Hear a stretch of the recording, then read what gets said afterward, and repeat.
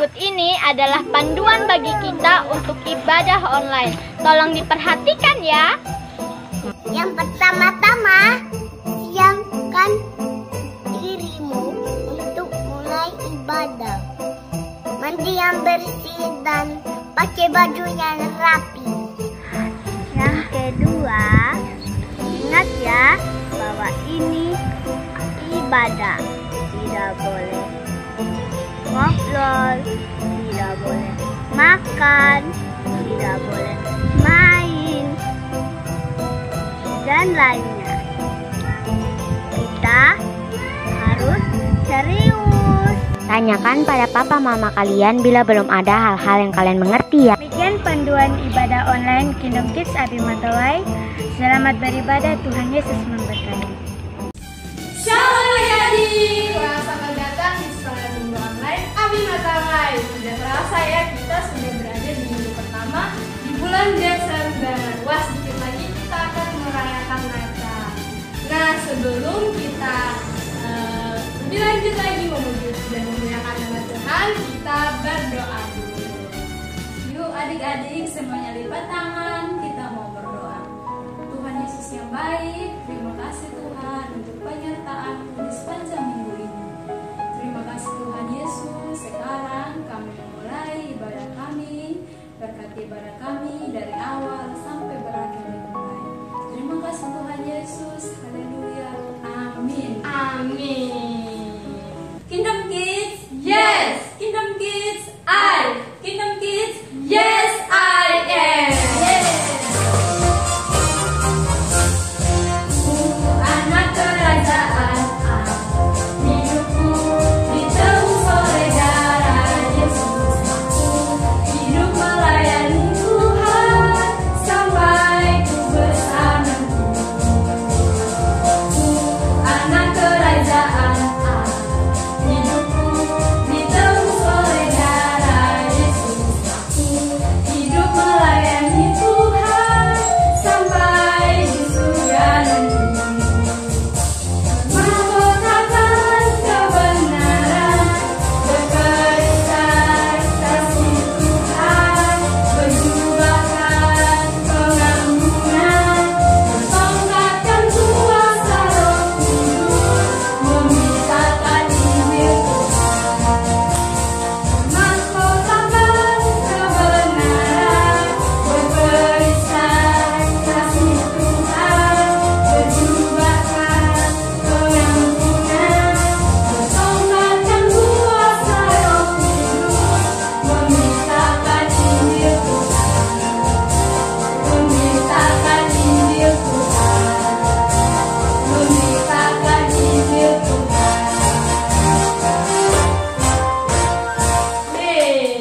Oke adik-adik, sebagai anak Tuhan yang baik, kita harus jadi anak yang bijak. Nah, bijak itu juga bisa ketika kita dikasih uang sama papa mama, itu tidak boros, kita tidak beli-beli barang yang tidak perlu, tapi kita menabung.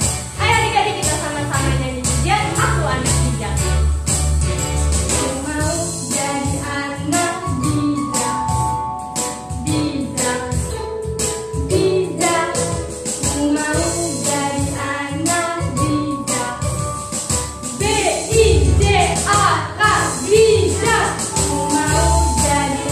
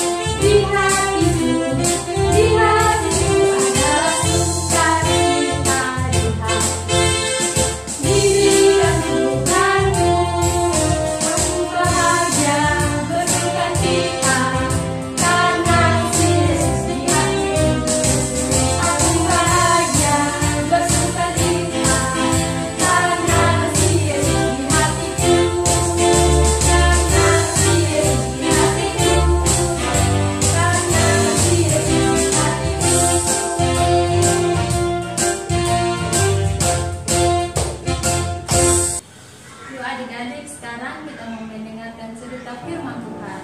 Semuanya lipat tangan, kita memulai.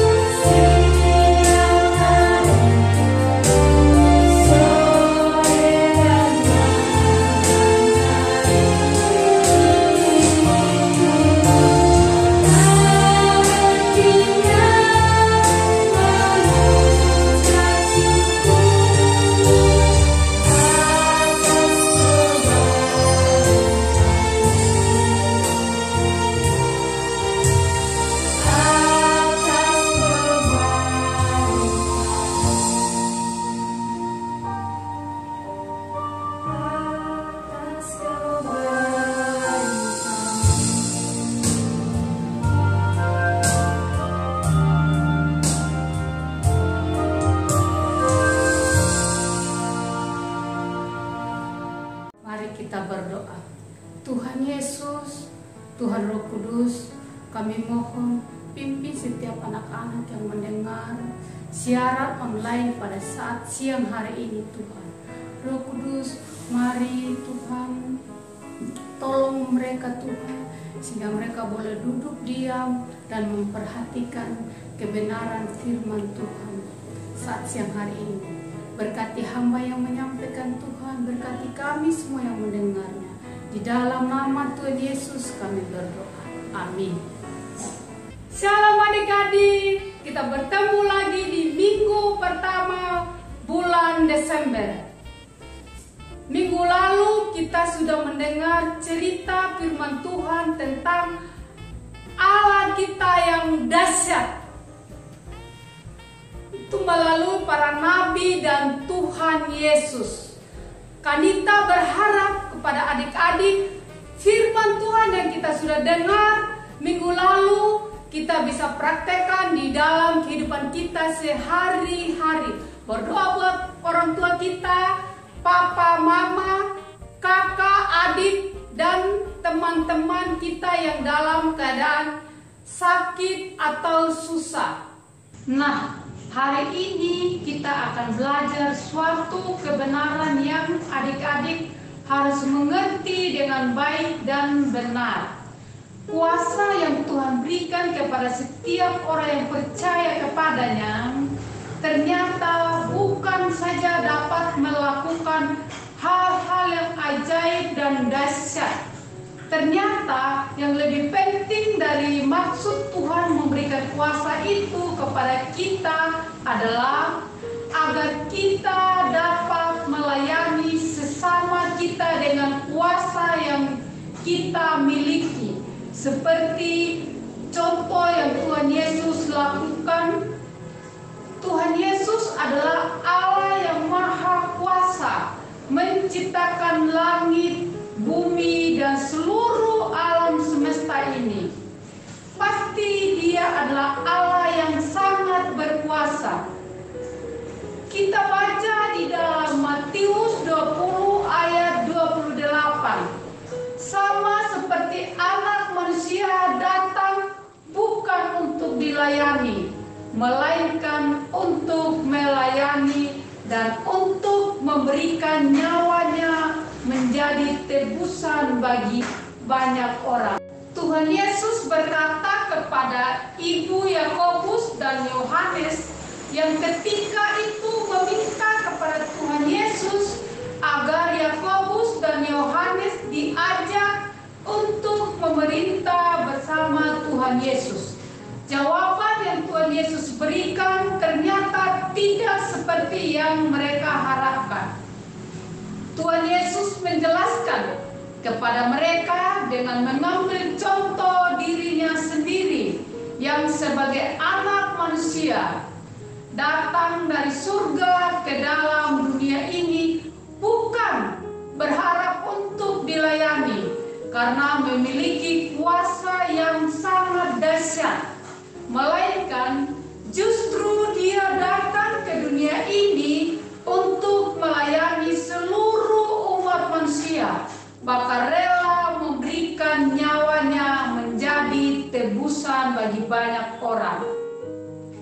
Adik-adik, Tuhan Yesus tidak menjadi sombong, tidak egois, dan ingin dilayani oleh semua manusia.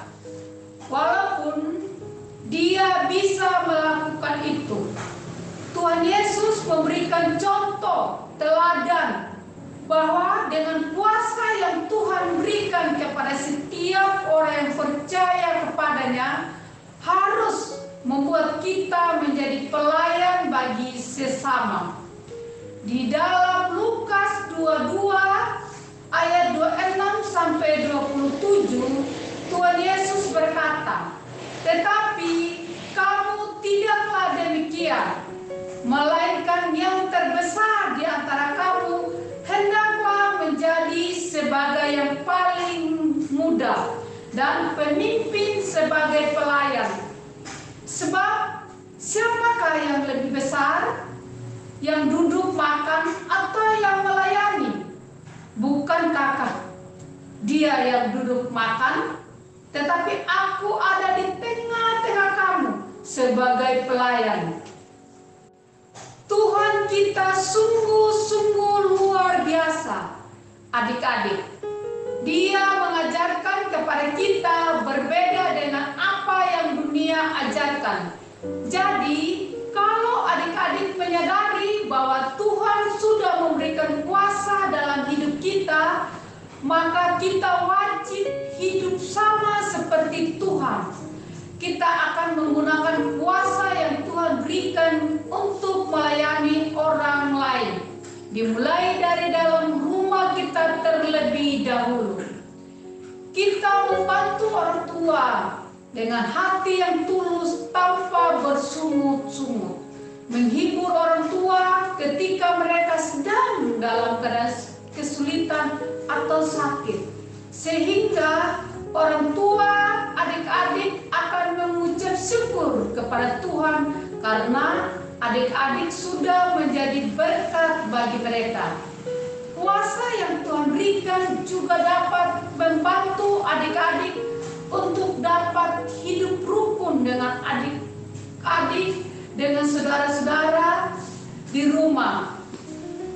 Kehadiran adik-adik akan selalu dinantikan oleh mereka karena adik-adik menyenangkan hati saudara-saudara adik-adik di rumah.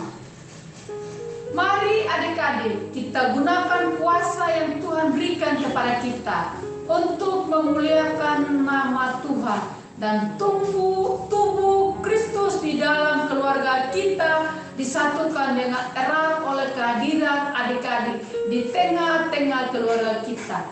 Nah, adik-adik, kita jadikan contoh dan teladan kepada Tuhan Yesus, di mana Tuhan Yesus memberikan contoh dan teladan yang baik, mengajar kepada kita untuk melayani orang-orang dengan memberikan nyawanya.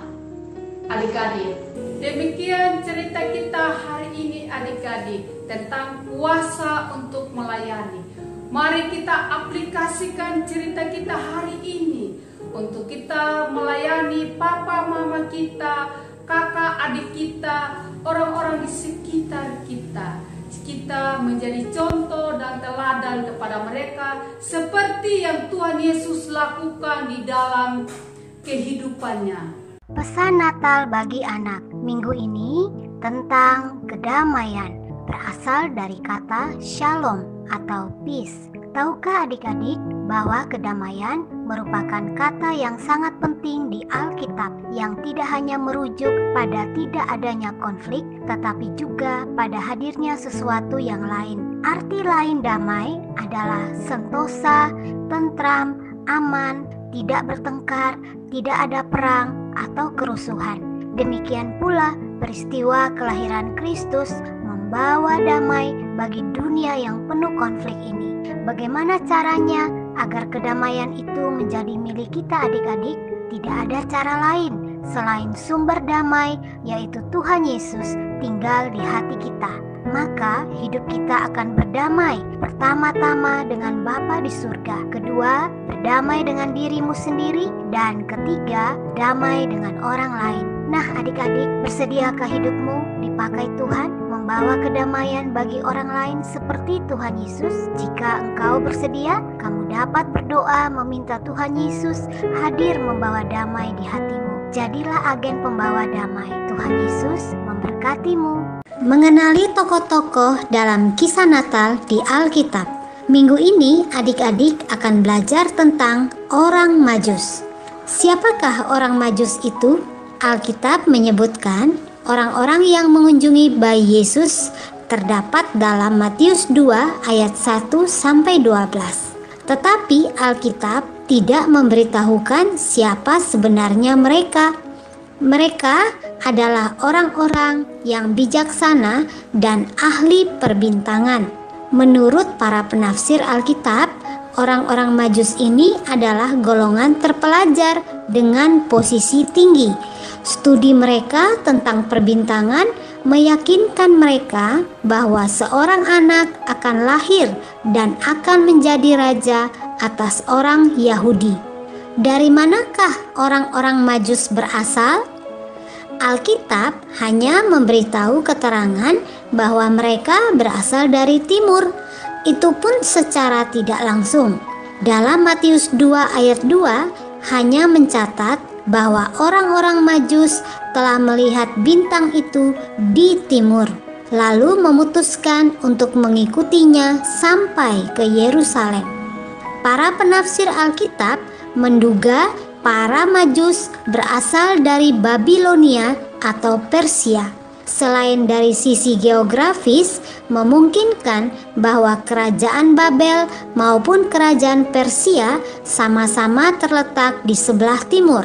Dua kerajaan ini pada zaman itu sangat terkenal karena ilmu perbintangannya. Berapakah jumlah orang Majus yang datang? Alkitab tidak pernah menyebutkan jumlah orang Majus secara spesifik. Kata Majus atau Magoi dalam Matius 2 ayat 1 hanya menunjukkan jumlah mereka yang jamak. Jumlah 3 orang Majus sangat mungkin didasarkan pada jenis persembahan yang diberikan kepada Tuhan Yesus, yaitu emas, kemenyan, dan mur. Matius 2 ayat 11.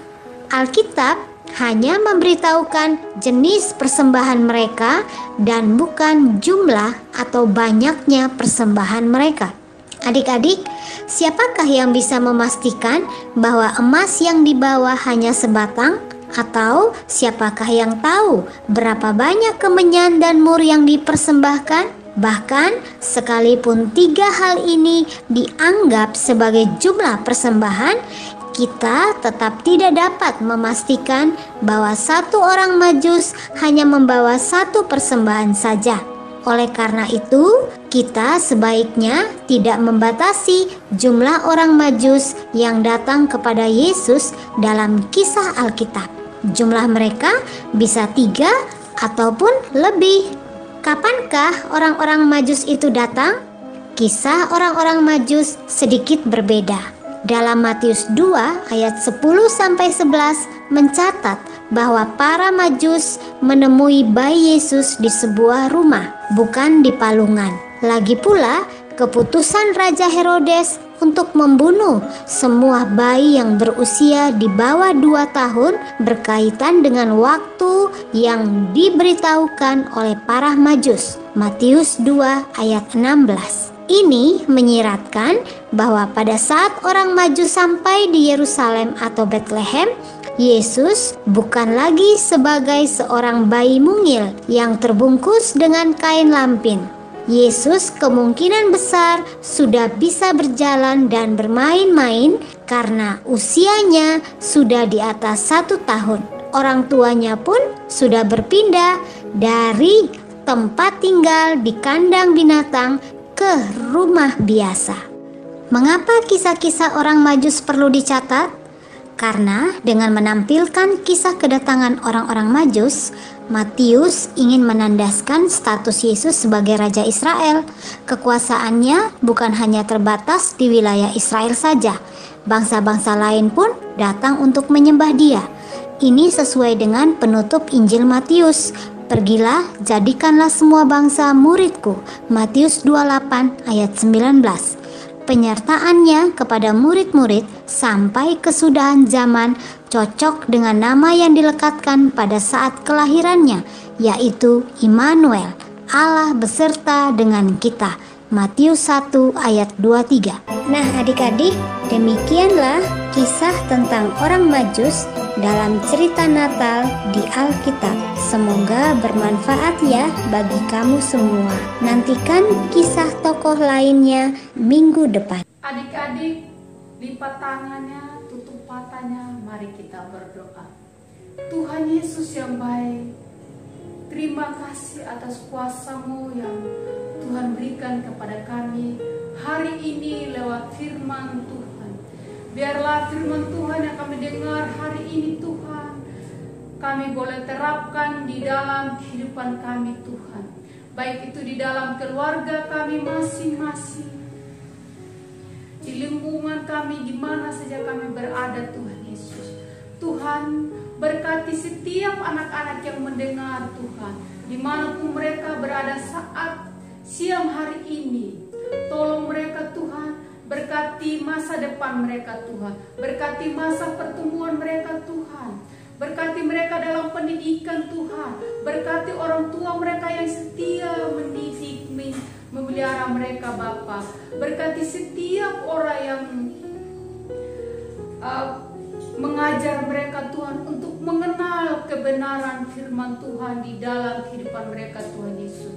Terima kasih Bapa, berkati hamba yang menyampaikan firman Tuhan hari ini, berkati teman-teman hamba yang melayani hari ini, bahkan kami semua Tuhan.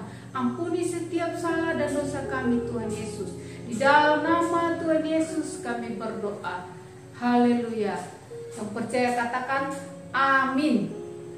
Informasi persembahan sekolah minggu Abi Matawai dapat ditransfer ke rekening BRI Simpedes Unit Pandawai atas nama Pelayanan Abi GBI Matawai nomor 3500 01 038475 535. Buat adik-adik dan papa mama di rumah, ada tips dan saran dari Abi Matawai. Buatlah kotak persembahan atau celengan di rumahmu masing-masing. Adik-adik dapat mengisi kotak persembahan tersebut setiap minggu seusai ibadah sekolah minggu online. Nanti adik-adik dapat membawa kotak tersebut di akhir tahun 2020 ke sekolah minggu Abi Matawai ya. Tuhan Yesus memberkati. Informasi kolekte sekolah minggu yang telah adik-adik kumpulkan selama ini di rumahmu, kini adik-adik atau orang tuamu dapat menginformasikan kepada guru kelas sekolah minggu masing-masing atau ke nomor WA Abi Matawai 081238041007 supaya celengan atau kotak persembahanmu dapat dijemput di rumah adik-adik. Tuhan Yesus memberkati setiap taburan persembahan bagi pelayanan anak Abi Matawai. Informasi Natal Sekolah Minggu Abi Matawai